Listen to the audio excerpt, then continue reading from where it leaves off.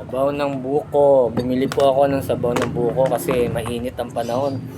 Makainom kahit paminsan-minsan. Mahal nga lang, 40 pesos po. So, yun po, masarap. Trivia po tayo dito po sa sabaw ng buko. Mga benepisyo po. Suot lang po ako nito ha, makakasilaw eh. So yun po, una nagtatanggal po siya ng toxin sa ating katawan. Nilalabas niya po ito, yung mga dumi ng ating katawan through pag-ihi. Pangalawa po, meron po siyang kakayahan na mag-hydrates ng ating katawan. Ibig sabihin, mini-maintain niya po yung water level sa ating katawan. Pangatlo po, napipigilan niya po yung diarrhea, yung pagkahilo at pagsusuka po. Pangapat po, nagbibigay po siya ng protection sa ating digestive system. Okay po. Panglima po, mabuti po siya sa mga merong hypertension or high blood.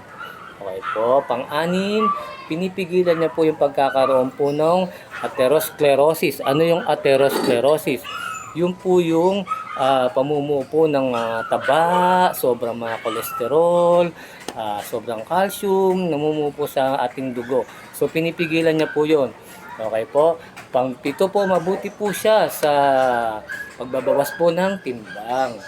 Pang-walo po, napakainam niya rin po at napakabuti sa ating kalusugan sa puso at sa kidney. Maganda rin po siya sa skin.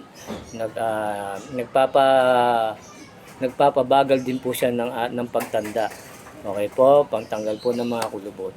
So, yun lang po Take po tayo nito. Masarap po ito.